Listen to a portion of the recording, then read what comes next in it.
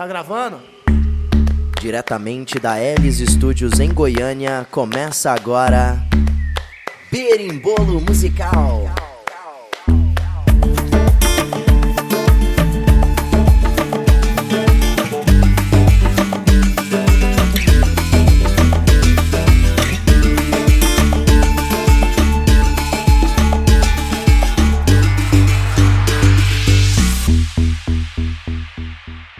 E aí galera, bom dia pra quem tá escutando de dia, boa tarde pra quem tá escutando de tarde, boa noite pra quem tá escutando de noite, boa madrugada pra quem tá escutando de madrugada, que é o correto, é a maneira correta de consumir esse podcast. Estamos indo pro 5º episódio do Berimbolo Musical. Meu nome é MV Calil. Meu nome é Lucas BV. E eu sou o André Alves. E hoje a gente tá com um convidado mais do que especial pra conversar conosco sobre esse tema. Guido é o nosso convidado especial para falar do tema de hoje, que é o artista independente e as gravadoras em 2019. E aí, Guido, como é que você tá? E aí, galera, é um prazer enorme estar aqui com vocês hoje, com a galera aqui do Berimbolo Musical. Pra quem não me conhece, eu sou o Guido. Pra quem me conhece, eu sou o Guido também. Espero que a gente possa estar trocando uma ideia massa hoje sobre esse assunto que eu tenho certeza que aflige muito a cabeça dos músicos independentes hoje. Não só dos músicos, né? Tem muitos curiosos que nos ouvem, muitos produtores e tudo mais, que querem saber como funciona, ou pelo menos da perspectiva de quem passou pelos dois lados, que é o caso do Guido e é o que a gente vai conversar aqui hoje. É importante a gente entender essa dinâmica, a importância das gravadoras, e como a música é moldada hoje em dia, os artistas são moldados hoje em dia nessas novas formas de consumo que a gente tem. E hoje tem um case especial porque nós vamos entender o processo com quem já passou pelos dois lados, o independente e agora está na gravadora, que é o Guido. Acho que vai ser bem interessante para todo mundo, não só para os nossos ouvintes, mas para a gente também. Guido, eu queria que você falasse um pouco sobre a sua gravadora em si, sobre o seu trabalho, e falasse um pouco mais sobre você, sobre o que você está fazendo, seus lançamentos. Falando em lançamento, a gente lançou recentemente uma sequência de singles, né? 4 singles, encerrando o último agora com Leve Tudo Que Quiser. O primeiro foi Não Vai Embora, depois a gente lançou Me Pediu Pra Voltar, Fica Mais Um Pouco e finalmente Leve Tudo Que Quiser. Foi uma experiência completamente diferente de vamos dizer, tudo que eu vivi na minha vida, porque quando você está no cenário independente, você enxerga a música de um jeito, a partir do momento que você entra numa gravadora, você começa a enxergar a música num âmbito nacional. Não que isso não aconteça, obviamente, né, no independente, mas quando você tá sem gravadora, parece que você tem que fazer as coisas por você e pra você, sem, digamos, uma meta estabelecida, a não ser que a mesma tenha sido estabelecida por você. Com gravadoras não, com gravadora é diferente, né? E aí a gente lançou 4 músicas, como eu disse, foi um processo muito novo pra mim, porque o método de produção, o jeito como as músicas saíram foi completamente diferente do que eu estava acostumado. E é um processo de descobrimento, né? A gente que é músico sabe que cada single que a gente lança, a gente tá querendo sempre mostrar mais como a gente é e etc. Mas o que você achou desse processo? Que é diferente do que você estava acostumado, mas assim, foi algo que foi bom, foi algo que foi ruim? Como é que foi esse choque? Foi bom, foi bom. Eu acredito que toda mudança, ela é complicada, né? Não digo só no quesito musical, mas em tudo na vida. Comigo foi bom, teve os momentos ruins, obviamente, ansiedade, passa muita coisa pela cabeça, e isso acontece com a maioria de nós, né? Mas demais, a pressão bom. Deve ser muito diferente, né? Sim, mas o aprendizado é incrível, a maneira de enxergar as coisas muda completamente. Qual foi a diferença que você mais sentiu? A forma como as músicas saíram, a forma como a divulgação saiu? O que você sentiu de diferença do independente para a gravadora? O alcance que me gerou, né? Digo no quesito até de números mesmo, sim, reconhecimento. Isso foi uma coisa que eu sempre tinha em mente, mas depois disso meio que se consolidou, né? Agora vale ressaltar que um artista não precisa necessariamente ter uma gravadora para conseguir chegar nessas metas, bater as metas de streams, né? O artista pode conseguir isso por si próprio. Só que, ao mesmo tempo que não é necessário, não é desnecessário ter uma gravadora, né? Não faz mal nenhum, né? Não faz mal nenhum. Os processos são bem mais fáceis, né? Sim. Tem uma organização e tal. Sim, mas é importante ressaltar também que é muito bom você ter uma gravadora desde que a mesma não interfira no seu processo criativo. Isso é muito importante. Era exatamente o que eu ia te perguntar agora. Porque, tipo assim, a gente escuta muito artista falar: ah, não, a minha música eu tinha pensado ela de uma maneira, só que aí chegou no produtor ou no pessoal lá de cima e eles falaram que não dava pra lançar assim, que não era essa ideia que eles tinham. E você tem que aceitar porque acaba que você tá trabalhando pra eles também, do mesmo jeito que eles trabalham pra você. Sim. No seu caso, você não sofreu com isso? Como é que foi?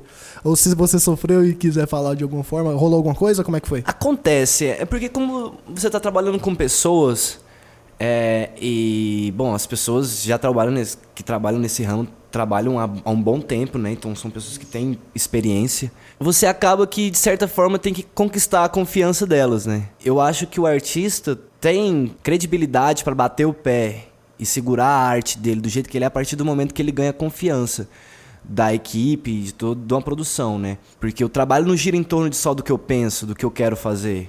Tem todo um trabalho por trás, tem todo um estudo de planejamento, de lançamento feito antes. Então, a partir do momento que você ganha confiança, você fala assim, não, a partir de agora o que vem do Guido a gente lança, porque a gente sabe que é hit. Pode ser que venha um hit. Isso não só o Guido, mas todos os artistas em si.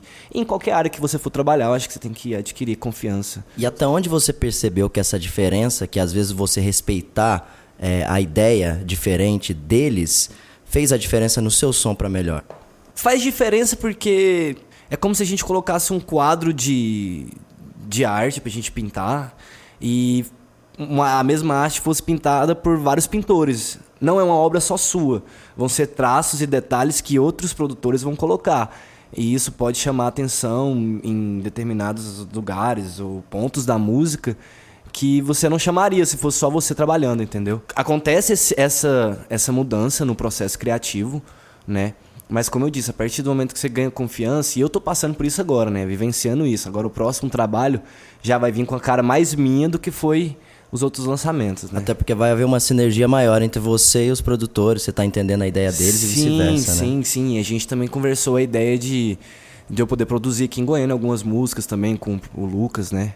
Que, por sinal, é um dos melhores produtores aí que eu já conheci. Fico lisonjeado. Isso é verdade, é verdade. Então, só pra deixar claro, o Guido tá hoje assinado com o Midas, que inclusive quem é o dono do Midas é o Rick Bonadio, que a gente trouxe no nosso segundo episódio. E não é só a gravação em si que uma gravadora toma conta hoje em dia, são vários processos, né? É um planejamento estratégico, é o marketing, o vestuário, o visual. Todos esses fatores começam a contar e a própria distribuição da música e o planejamento para a distribuição da música fica por conta dessas pessoas, né? É bom deixar isso claro, que o papel de uma gravadora vai muito além de gravar.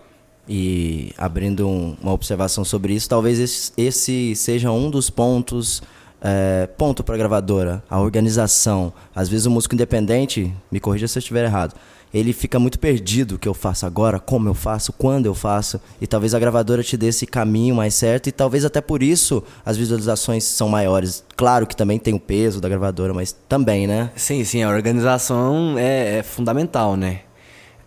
Tanto que a gente vê artistas independentes que fazem sucesso e geralmente são artistas com todo um contexto artístico muito bem organizado, né?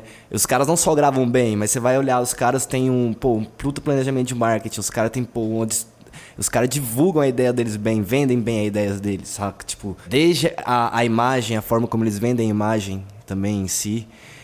Mas sim, é um ponto positivo da gravadora, né? A organização, aquele contato próximo, aquele pitching com as playlists. Fora também a convivência com outros músicos grandes, né?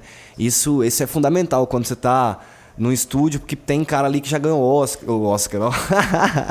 que já ganhou Grammy, já ganhou Grammy Latino, já ganhou disco de ouro, disco platino, disco de safira, não sei se existe, eu sei, óbvio que não existe.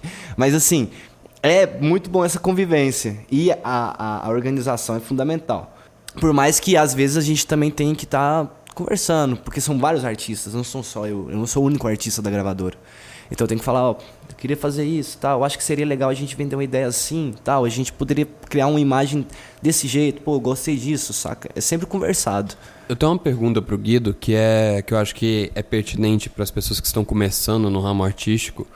Eu queria saber como foi o processo de passar de música independente até chegar a uma gravadora, que foi preciso, o que você fez para chegar a uma gravadora, como foi esse processo? É engraçado, porque 2 meses antes de eu ter um contato com a galera lá de São Paulo, lá com o Rick e o pessoal da Midas, do Midas, eu tive um sonho que eu topava com ele, e ele curtia meus vídeos, e foi muito engraçado porque 2 meses depois eu tava lá. Eu participei de uma audição num workshop dele e ele curtiu muito meu som, inclusive foi a música que o Lucas produziu antes do dia clarear. E aí passou 2 semanas, ele me mandou. Brabíssima, brabíssima. Sonzão pra quem nunca escutou, vai no Spotify, escute, sonzão. Antes do dia clarear. Vai ter muito guida nessa playlist. E aí a gente foi, ele passou 2 semanas, ele me seguiu no Instagram, me mandou um direct falando que tinha curtido muito minha música, que tinha amanhecido cantando ela, e que as outras eram também muito boas, e que queria marcar uma reunião comigo lá. A princípio foi um choque, né? Eu falei, nossa, pronto, minha vida mudou, saca? Da água pro vinho. Aí com o tempo você vai vendo que não é assim, né? A etapa até chegar numa gravadora, ela é um pouco grande, vamos dizer que é confusa. O artista tem insights de realidade muito grandes, assim como eu tive, de ver aonde eu tava, para onde eu queria ir. Percebi e me foi dito, me foi passado que é necessário ter um investimento, e isso acontece porque dinheiro não dá em árvore, nada de graça, né? Então precisei ir atrás de investimento, mas a gravadora me ajudou, porque foi mais fácil conseguir investidores com a label da gravadora por cima, eles autorizando usar a label para conseguir o investidor, do que eu chegar sozinho, né? E aí depois que tudo isso deu certo, eu comecei a gravar lá no Midas. Eu me espantei muito com o estúdio, porque o estúdio lá é cabuloso. Parece estar em um estúdio, sei lá, em Los Angeles, saca? É um trem muito sensacional.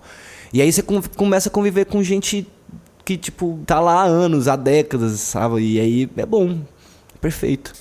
E aí você desconstruiu aquele imaginário, né? Porque talvez o músico independente tem aquela coisa, foi pra uma gravadora, é só alegria, aí você vê os desafios, você vê que não é bem assim, que você tem que trabalhar até mais. Claro que você pensaria, mas você nunca quer, parece que você não quer pensar que você tem que trabalhar mais. Né? Existe muito isso no inconsciente, aparentemente, dos artistas, em que Total. Ainda hoje se sonha em entrar numa gravadora como se fosse a meta. A partir dali é sucesso garantido, quer dizer que você vai ter todo o retorno que você sonhou, e na verdade não, é só mais uma etapa do processo, e inclusive hoje uma opção que se faz. Talvez até pela forma como a música funcionou no passado, né? A gravadora cheguei na gravadora, acabou, né? Exatamente. Mas assim, cara, se eu puder aconselhar os artistas que estão ouvindo aí, igual eu disse, a gravadora, ela é necessária, saca? Ela não é necessária, 100% necessária, mas não é desnecessário também. Se você não teve nenhum contato com gravadora ainda, agora, principalmente na virada do ano, 2020, do jeito que tá a informação, do jeito que estão as mídias sociais, cara, se você ficar esperto e entender como funciona o mercado e o business musical, você vai conseguir se destacar. Saca? É igual eu falei, não é desnecessário, é muito organizado, me deu uma visibilidade muito grande. As minhas músicas, tipo assim, passaram das barreiras que eu tava pensando em números, sabe? E é importante, mas se não tiver também, você pode fazer seu trabalho do mesmo jeito, não é? Então o que o Guido tá prometendo é em 2020 ter o hit do carnaval, é isso mesmo, entendi certo? Sim ou não? Não, eu tô fechadão aí com um trio elétrico lá na Bahia. Eu descobri que agora eu vou virar cantor de axé. Aí depois de uns tempos eu vou passar um pouco mais dessa onda musical do axé e vou me converter ao jazz, vou migrar pro jazz. Pô, bota fé, o Lucas vai ficar feliz com isso. Com jazz eu vou. É demais. Pra quem não conhece o Lucas é um exímio fã, o maior fã possível de Axé Music. Eu acho que isso é importante salientar, já que as pessoas não entendem muito o nosso gosto musical e algumas pessoas já perguntaram. E, tipo assim, eu acho que a principal característica do Lucas que vocês têm que saber, além dele ser um bom produtor, é que ele é o maior fã de Axé Music e pagodão baiano que tem. Então, se você conhece alguém que quer gravar Axé Music, pagodão baiano, o Lucas é seu cara. E se não for, você pode pedir, sei lá, uma trilha de filme pro André. É isso que também vai dar certo. Só pra me defender desse cinismo todo aqui na mesa, Axé não é meu estilo preferido não, mas Mila do Netinho? É a melhor música de todos os tempos. Mentira, é a segunda. A melhor música de todos os tempos, eu vou deixar vocês pensarem. Então, depois desse momento de diversão, eu acho que é interessante trazer uma coisa que o Guido falou ali no final, que é essa questão dos números, de alcançar. Porque hoje em dia a música está sendo consumida de uma maneira muito diferente, né, velho? Por exemplo, Spotify, qualquer pessoa pode, com o mínimo conhecimento, consegue chegar a colocar música no Spotify. YouTube, não precisa de muita coisa. E isso pode ser alguma coisa bem orgânica, né? Esse consumo hoje não necessariamente depende das gravadoras, do pessoal que tem dinheiro. É lógico que ajuda. Igual o Vitor já falou, você reforçou agora. Mas, por exemplo, é diferente, né? A gente tá vivendo num mundo muito dinâmico, que a música tá nas nossas mãos, sabe? Por exemplo, esse episódio é primordialmente no Spotify, sabe? O nosso programa é primordialmente no Spotify. E isso, se a gente pensasse uma década atrás, não seria possível esse acesso tão fácil a esse tipo de conteúdo. Exatamente. Quem consome podcast há mais tempo sabe que há não muito tempo atrás era necessário baixar em sites um podcast, você colocar no seu MP3, ele enchia o MP3 inteiro para você ouvir no trabalho. Então, assim, as pessoas que consumiam podcast há um tempo atrás tinham essa dificuldade. Com a música foi da mesma forma. Mas hoje, realmente, a gente já falou muito sobre a democratização da música e o acesso que ela tem hoje em dia. Desde o MySpace, que as pessoas usavam muito, e muitos artistas foram descobertos ali. A Lily Allen foi ali, o Sean Kingston foi ali. Vocês tinham perfil no MySpace? Porque eu tinha, velho. Não, eu não cheguei a ter, não. Eu peguei só o Orkut e depois eu fui pro Facebook direto. Meu divino, minha foto de avatar era literalmente uma foto minha azul. Eu pintado de azul com efeito... Eu não quero falar sobre isso. Acho que devia ser maravilhoso. Acho que combina. A minha primeira banda, eu tinha 16 anos de idade, eu só entrava no show porque eu era menor, né? Tinha MySpace, então... Tinha MySpace já? Especial no coração aqui. Pois é, e aí o MySpace, por exemplo, já foi uma puta revolução ali. A gente baixava música em programa pirata, gravava em MP3 e isso, assim, a gente já fazia nossos próprios CDs, fazia nossas coletâneas, que antes dependiam de gravadoras para fazer uma coletânea. Por exemplo, muita gente comprou trilha de novela pela coletânea ali, né? E as gravadoras decidiam quais músicas iam juntos e tal. E aí a gente começou a ter acesso a essas músicas e começou a fazer os nossos próprios CDs. Com isso também as bandas começaram a fazer os próprios CDs em casa, de alguma forma ou de outra gravavam e colocavam ali e distribuíam em show. Cara, uma lembrança legal que vai linkar com isso aí, a minha primeira banda de som autoral foi em 2007, eu tinha menos que 16 anos. A gente gravou em Itaberaí, num home studio que era muito arcaico, mas já dava pra gravar. E a gente usou um site que era antes do MySpace, chamava Palco MP3, era brasileiro. Então era tipo isso, era lamentável. Mas assim, é isso. Começou, a gente viu pessoas de Porto Alegre vendo o nosso som, de São Paulo, do Rio. A gente ficava maluco, como é que pode isso, sabe? O Arctic Monkeys, a banda lançou as músicas de graça na época. Eles não eram famosos, obviamente. E os poucos fãs que eles tinham na época pegaram aquelas músicas e colocaram no MySpace também. E aí eles conseguiram um contrato com a gravadora, conseguiram primeiro uma repercussão, obviamente, conseguiram começar a lotar show, fizeram sucesso pela internet e depois conseguiram um contrato com a gravadora. A questão a gravadora sempre massificou, sempre conseguiu atingir públicos maiores. Só que com essas novas mídias a gente consegue, por conta própria, ter um acesso a pessoas e lugares do mundo que a gente não imaginava. E é interessante a gente trazer esse tipo de análise para cá, justamente para entender como é consumido a música hoje. É muito diferente. Hoje todo mundo usa streaming. Se não usa streaming, se não paga por ouve no YouTube, que tá tudo disponível lá também. Então, assim, todo mundo tem acesso à internet e isso facilitou demais o consumo da música.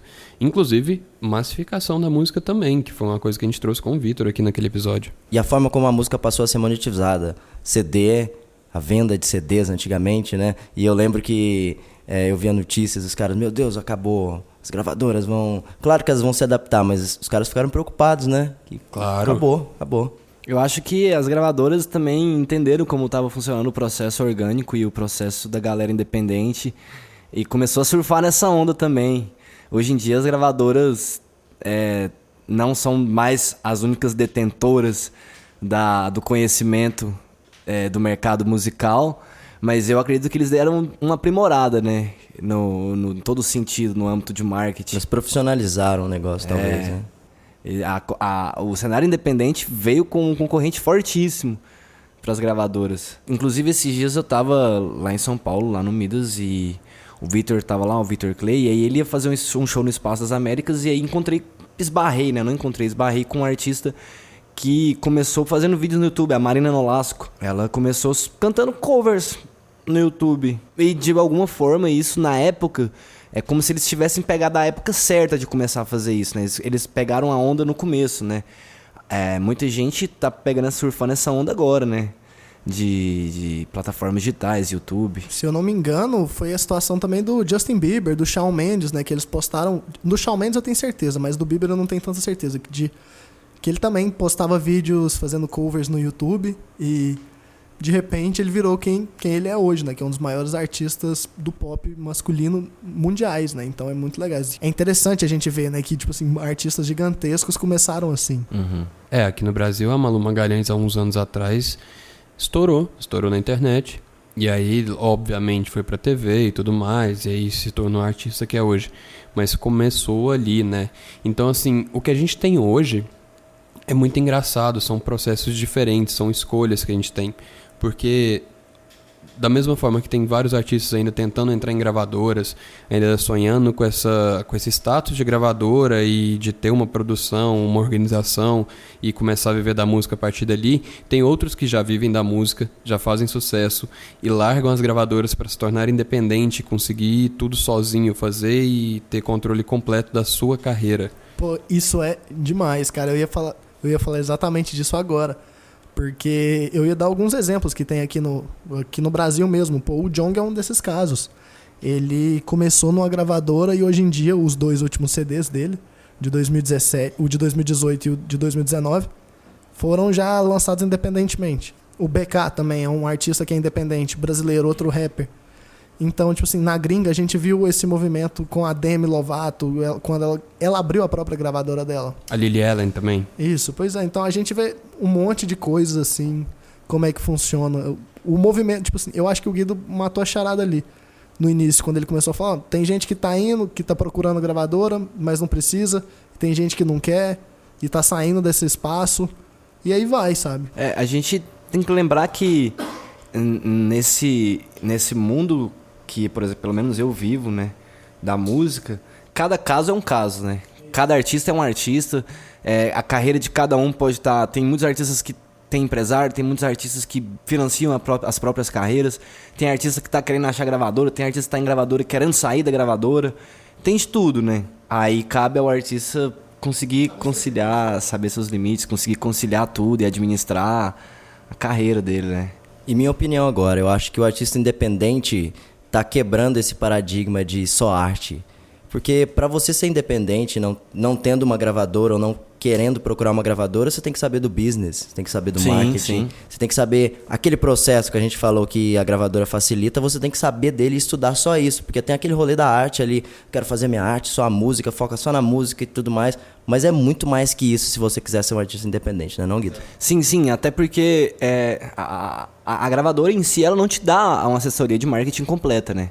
Então, toda a sua produção de conteúdo, toda a sua imagem, toda a maneira que você tem, apesar que você passa por treinamentos para conseguir se comunicar com a imprensa, para posicionamento de palco, até para lives, para entrevista, para tudo. Então, a gente precisa ter a nossa própria assessoria de marketing, porque eles não fazem isso. Então, depende de muita coisa da gente também. A gravadora não é tudo, sabe? Ela é uma forma muito ampliada de distribuição.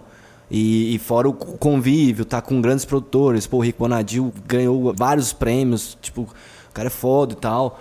Todo mundo lá dentro é foda. Isso acrescenta muito. Sabe? Mas eu preciso saber produzir meu conteúdo. Eu preciso saber como me portar. Eu tenho a minha personalidade. E não é a gravadora que modifica isso. O que a gravadora era antigamente de dominar todos os processos e fazer um monopólio do artista e da distribuição de música, hoje isso não existe mais. Porém, o músico se vê na obrigação de cuidar de várias funções e contar com profissionais diferentes. Existe a pessoa do marketing, existe a pessoa de rede social especificamente, existe uma pessoa para distribuir a música ou uma distribuidora gratuita como a One RPM, que eu já citei aqui antes.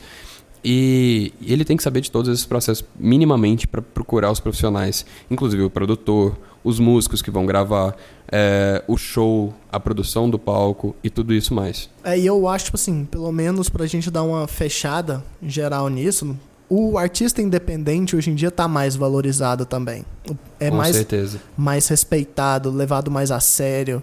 Tanto é que, igual a gente citou já em episódios anteriores, o caso do Chance the Rapper sendo o primeiro rapper, o primeiro artista a ser indicado ao Grammys e era um artista independente, sabe? O primeiro artista independente a ser indicado ao o Grammy abriu a possibilidade de artistas independentes entrarem como indicados por causa do Chance the Rapper. Isso, e ele ganhou, inclusive, no ano que ele foi indicado. Ganhou o melhor CD de rap, melhor artista revelação, então mostra um respeito maior e eu acredito que isso seja até interessante para os artistas mesmo. É revolucionário, né? É demais, porque você olha e você fala, tá, dá para fazer 100. Exato. Não tô falando que vai ser fácil nem nada, mas, olha e fala, o cara deu conta, agora vai ser mais fácil. O problema é sempre o primeiro. Só que é importante entender também que não é fácil. Abriu o precedente.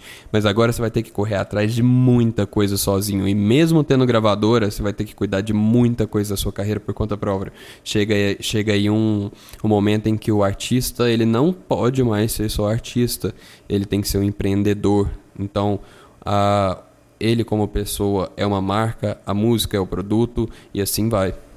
E falando de marca, produto aqui, nós temos 2 artistas aqui, um que tem gravadora e um que é independente. Eu queria saber pra vocês como é que foi esse início de carreira, como é que foi o beabá mesmo, como é que foi a correria, no caso do Guido, se ele estava procurando uma gravadora mesmo, como é que ele estava, em que estágio da carreira musical dele que ele estava.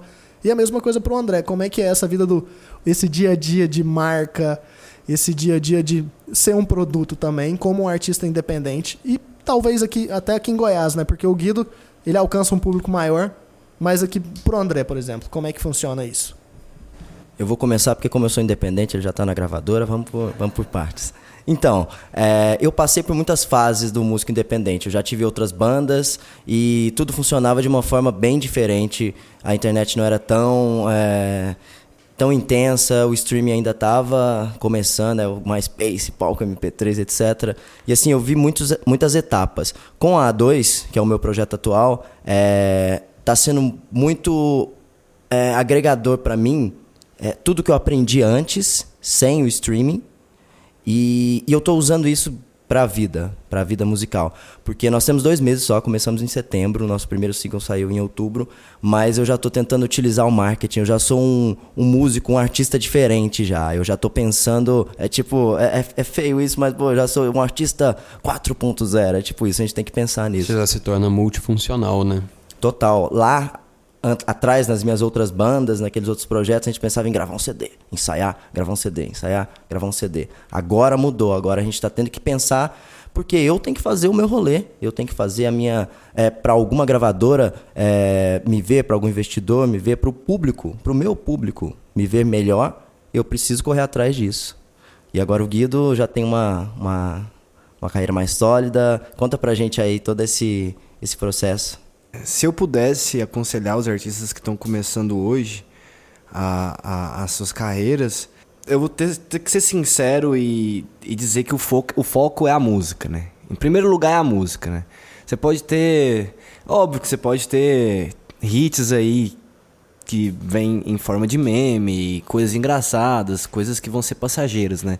E se você associar tudo isso a um marketing legal, pode ser que dê certo.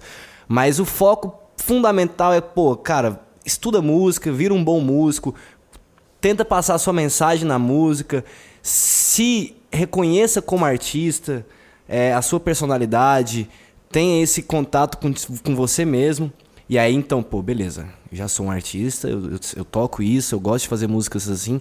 O que eu vou fazer para que as pessoas escutem a minha música? E aí é onde você pisa vamos dizer assim, no mercado musical, você cai no limbo do músico, né? Que é aquele processo. Fazer música é fácil, né? O difícil é o depois. Exatamente. Então, falando na prática, a gente tem algumas maneiras de um artista começar uma carreira. E é simples. Vamos lá, eu sou um artista, eu quero começar meu sonho, trilhar minha carreira de músico. O que eu faço? Já me reconheci como artista, eu sei o que eu gosto de tocar, compõe, faz sua música.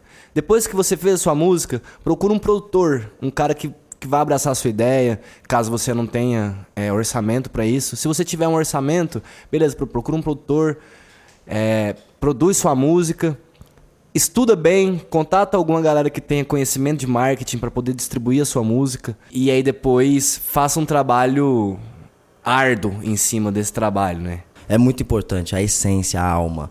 A gente tem que... Não adianta só querer entrar e pensar primeiro no marketing, igual você falou. A gente tem que ter a alma, a gente tem que passar essa essência pro público, que aí sim a gente vai ser sólido. Porque não adianta, hoje em dia tem muita coisa, todo mundo quer ser... Não é uma profissão, eu acho que é mais que uma profissão. É tido como profissão, mas eu acho que é mais que isso. Porque eu acho que o músico tem que passar essa essência. E sendo músico antes, estudando antes, como você falou, acho que talvez se ferrando muito com bandas anteriores ali, você vai tentar passar essa essência. Eu acho que é muito importante a alma da música. Obviamente o produto vem primeiro, então você tem que entregar um produto de extrema qualidade.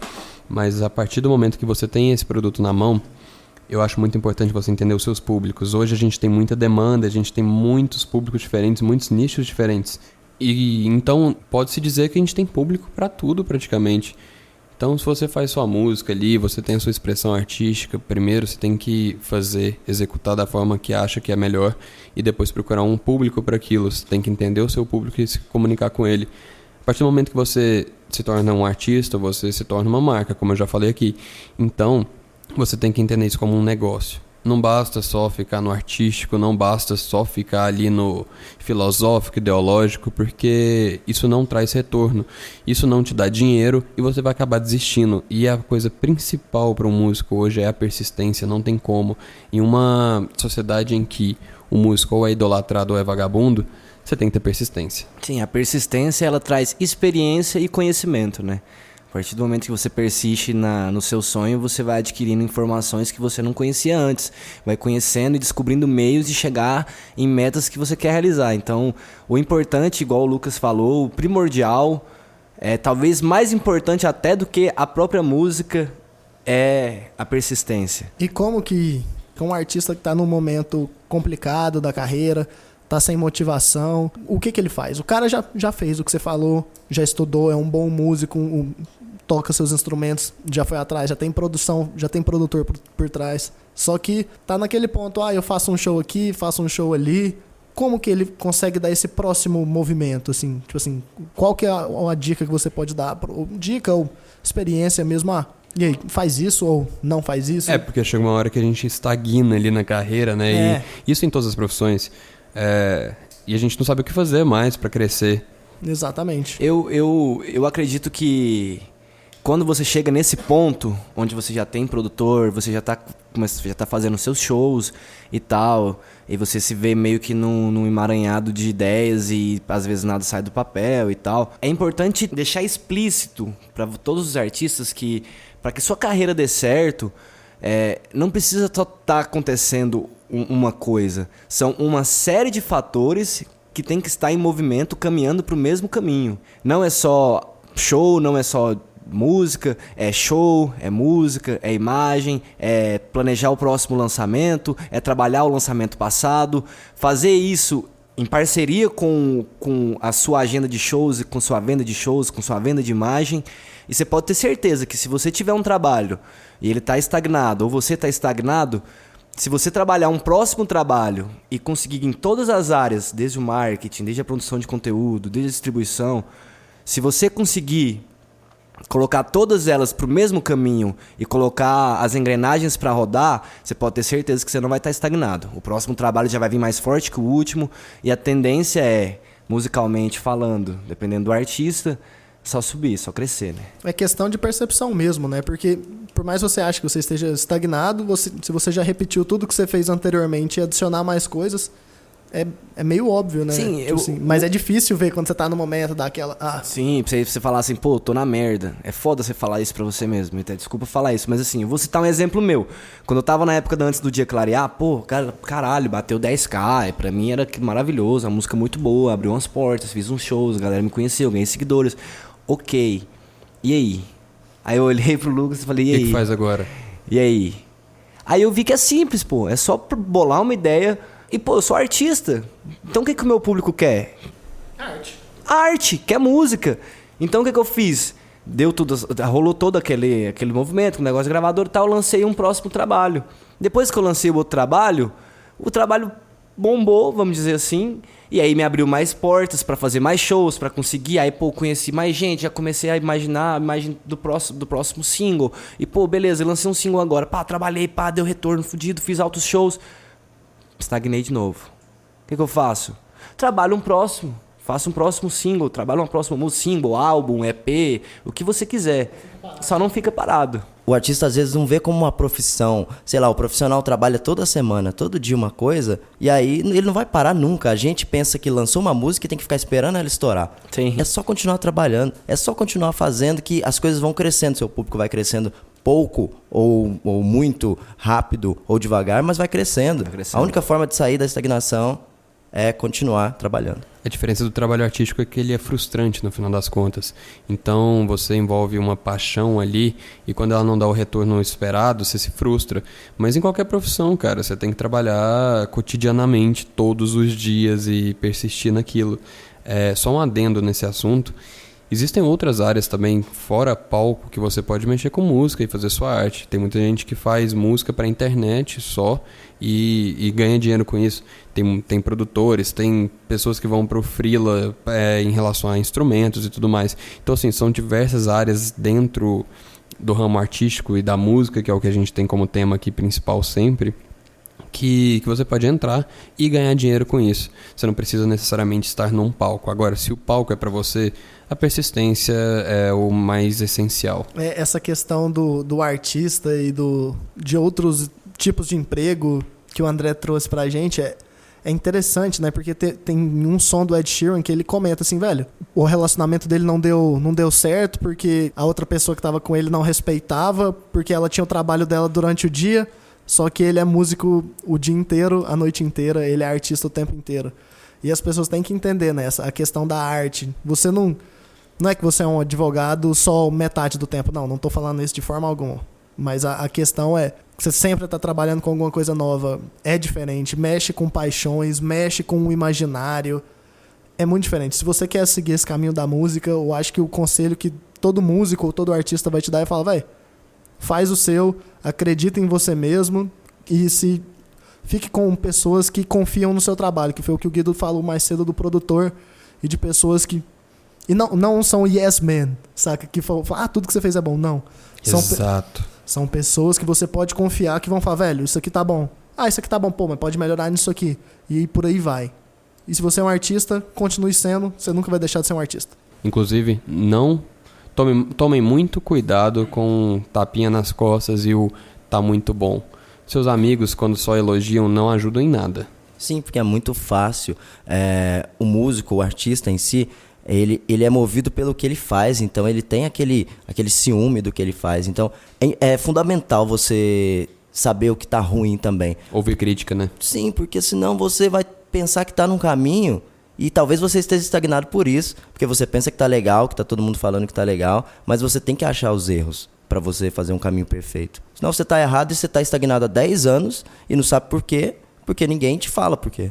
Então, para finalizar essa nossa discussão aqui, o assunto hoje foi um pouco mais denso, porque a gente mexe com... A gente trata de carreira, de mercado, de tudo isso, e é bem nichado, inclusive, esse assunto. Eu queria trazer uma coisa um pouco mais casual pra mesa, pra gente terminar de uma forma mais leve. Queria perguntar pra vocês o que vocês estão ouvindo aí, se tem algum músico independente que vocês estão ouvindo, acompanhando, que vocês gostam. Então, eu vou começar com uma banda que eu gosto muito, e não é porque é da minha cidade não, de Itaberaí. Chá de Gin, e eles são totalmente independentes e fizeram um movimento muito bom. Por exemplo, eu tô aqui no Spotify, Benzin mesmo, que é a principal. É o hit deles, né? Tem 655 mil no Spotify, totalmente independente. Então, eles têm um público muito fiel e o som é legal, vale a pena. Eu curto pra caramba. Inclusive eles estão com um single novo aí, pode procurar Severino no Chadinho, não sei se entrou no Spotify ainda, mas no YouTube já tá. Musicão. O Diego, eu tive o prazer de trabalhar com ele em alguns projetos que ainda vão ser lançados. É um cara genial. E realmente vale a recomendação.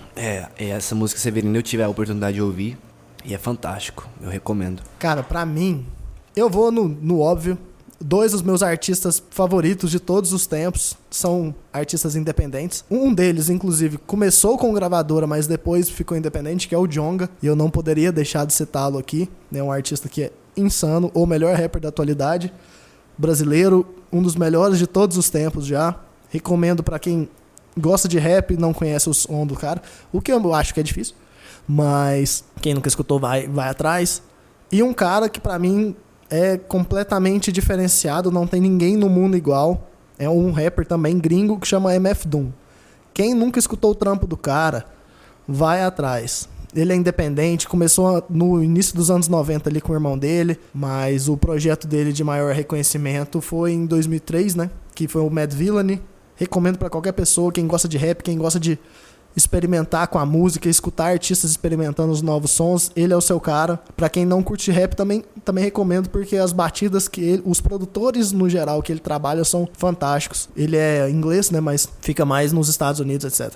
Recomendo demais. Como MF Doom. MF Doom? MF Doom. MFDOOM. Ah, MF Doom. Massa. Isso. É um som bem genuíno, né? Nessa linha de recomendações, eu queria deixar uma outra aqui. Pra quem é produtor musical, que eu sei que tem muita gente que ouve berimbolo e produz música, tem um perfil no Instagram, Tip Sidechain, tudo junto, Tip Sidechain. Procurem, é um perfil que está começando agora, mas que tem dicas excelentes sobre produção, muito pontual e muito prático. Então fica essa recomendação também. E por hoje é isso, né, galera? Deu, né, bicho? Tô cansado. Infelizmente acabou minha participação. Para finalizar, eu queria agradecer a presença do Guido aqui. Acho que somou demais na conversa. Vou dar esse espaço agora para ele deixar a mensagem final aí. Queria agradecer o convite para participar aqui do podcast hoje. E, galera, para quem não conhece meu trabalho ainda, pode me seguir nas plataformas digitais, no Instagram. É muito fácil, é eu.guido. Muito fácil, eu.guido. Vocês podem procurar no Spotify também, Guido, vocês vão achar minhas músicas. Meu último lançamento se chama Leve Tudo O Que Quiser, Guido, vocês podem achar também.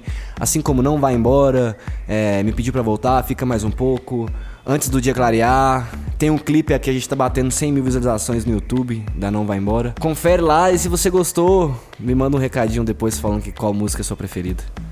Guido, muito obrigado pela presença hoje, você somou muito pro episódio. E galera, não se esqueçam das redes sociais, no Instagram @berimbolomusical, perguntas, sugestões, temas, fiquem à vontade. E por hoje é só, né, galera? Valeu demais. É isso, curtam lá a nossa nova identidade visual, que mudou também, estamos profissionalizando toda a parada. Tá bem legal, né? É isso aí, valeu. É nóis. Sem risadinha.